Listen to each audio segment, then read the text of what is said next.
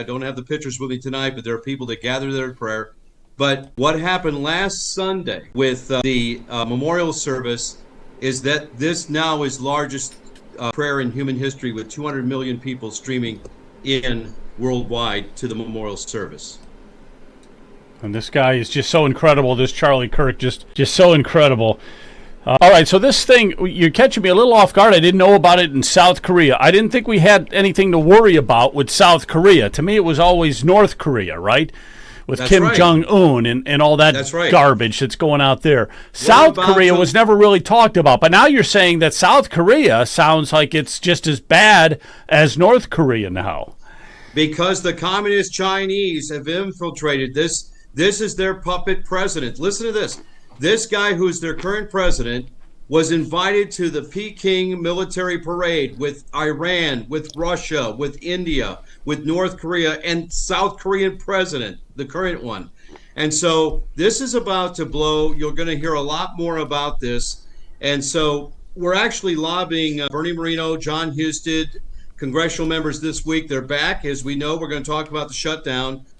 So I'm going to be making calls tomorrow. We were obviously trying to host Bill coming in. We had our Freedom Banquet on Thursday, so there was a lot going on.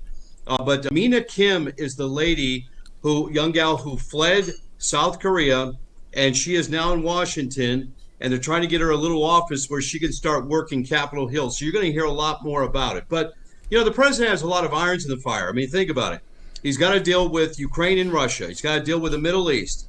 And then he's trying to negotiate with China on trade, right? And then he's got a government shutdown as Chuck Schumer is shutting down the government. And at the same time, you got in Chicago on the streets a war ensuing against the ICE agents and federal agents. What just happened? I mean, this is moment by moment, right? This happened yesterday where you had vehicles of the federal officers rammed while they're trying to do their immigration deportations and raids. The same thing has happened in Portland, Oregon with Antifa there.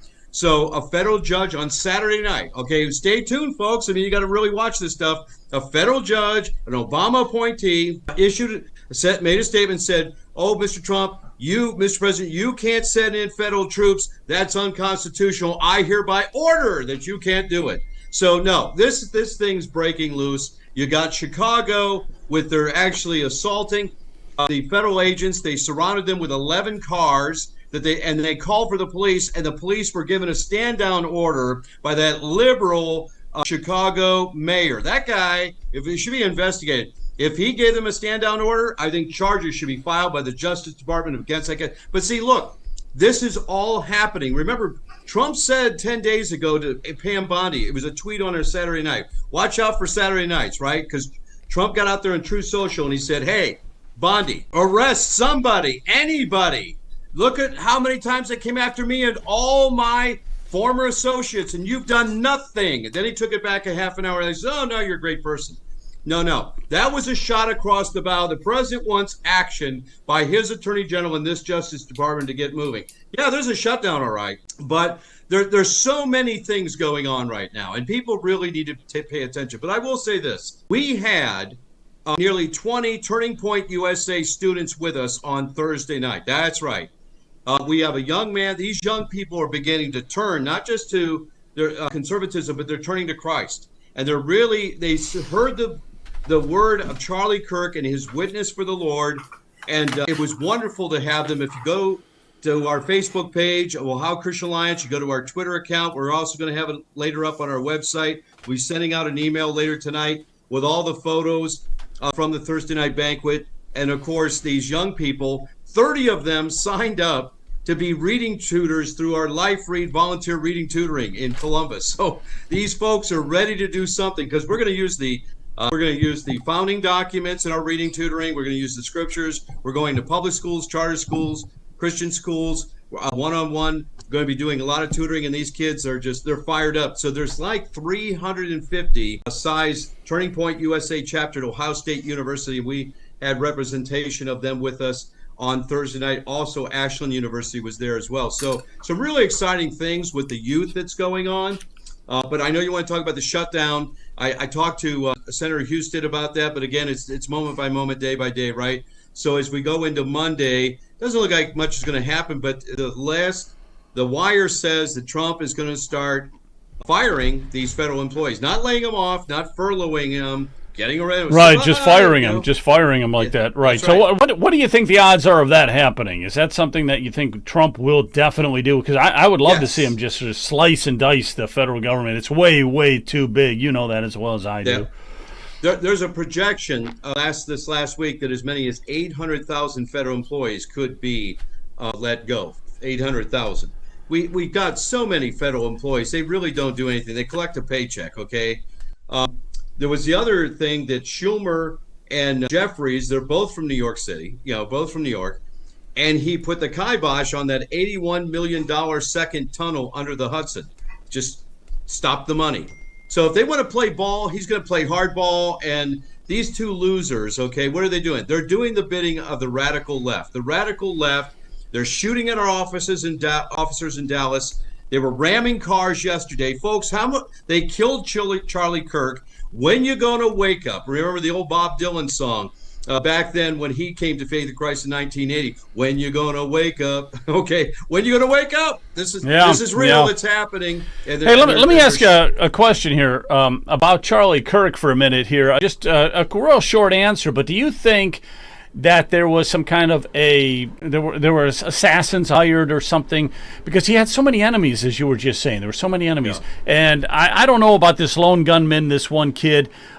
There's a lot of questions and stuff. So I understand there's a lot of questions, but just your gut feeling on this, what do you think? I think this looks a lot like the Kennedy assassination, where there are more questions than answers. And I think a lot of people are starting to realize that. They don't know if this kid, so you had the old man in the audience right away, I shot him.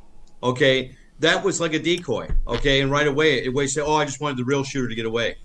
And then this kid with this convoluted confession with his dad in the something's weird there with 250 miles away and all that. We're not sure yet, but and then you saw the pictures of the video cam pictures of the person of question that was in the hallway that moved his way up to the roof. It doesn't look anything like this kid that said, I did it, confessed, okay?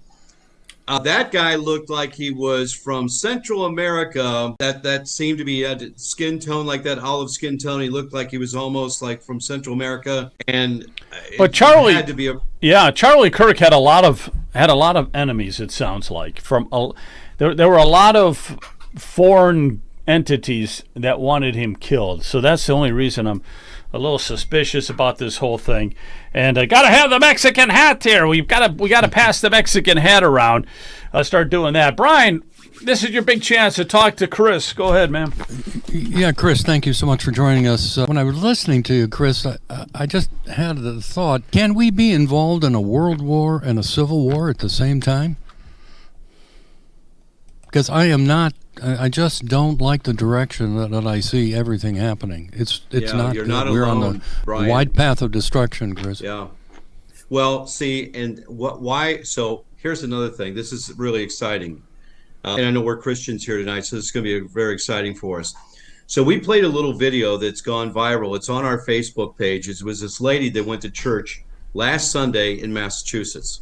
And her and her husband are pulling up, and she said, she's live on the recording, and she says, we've never seen this before.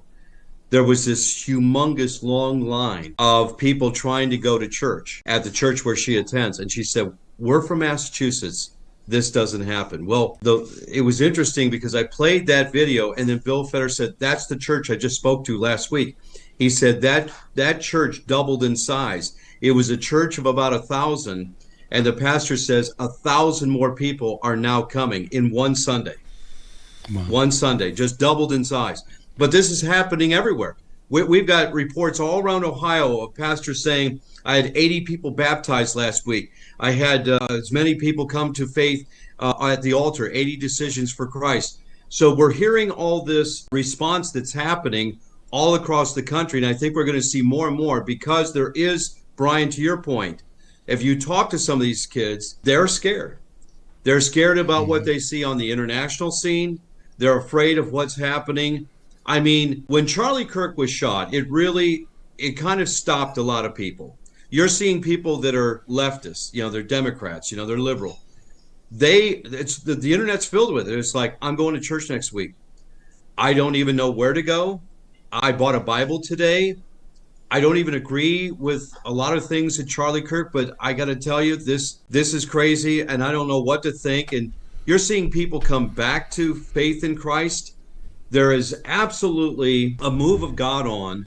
And I want to share this with you. We were with Dave Barton and Bill Fetter up there in Massachusetts for the tour of Lexington and Concord, a very moving tour. But at night, we had a breakout session of a dinner. And David Barton said something. He said, there are revivals and there are awakenings. You've had two great awakenings in America. The first great awakening took place before the Revolutionary War. The second great awakening took place just before the Civil War. I'm sorry, the first one for the Revolutionary War, the second one by the Civil War. Revivals change people, but they don't change culture. Awakenings change culture. So the question is, are we on the brink of a great awakening in America? And it didn't just happen with this. It's been going on for about 3.5, almost 4 years now, since the outbreak of that revival at Asbury College. And we've been monitoring this. And then it spread over in the colleges and universities. And you've seen these large meetings at colleges and universities, not in the churches, okay, up until now. It's been at these colleges and universities. It's been outdoor. Thousands of these kids coming to faith in Christ. And so this has happened over the last 4 years all over the country. Now the Charlie Kirk moment seems to be another moment. And in this stirring of a spiritual stirring that we've never seen. Okay, I've been a Christian, it will be, 47 years this week. And I've never seen anything like this. I was saved at what you'd call the end of the Jesus movement, which was a revival. It was a revival. It was a minor movement of God. And all these kids came to faith in Christ in the early 70s. I got saved in 1977. And so it was kind of the tail end of that. And then we went through a long stretch where there hasn't been anything. But this, people have been praying for a long time that there would be a mighty stirring spiritually in our nation. And this seems to be it. Yeah, it this seems one to be that this one seems to happening. be doing it. You better believe it. So this one definitely is doing. There is a movement of God in this country, and you're right. I feel it too, and the young people are getting on board with it.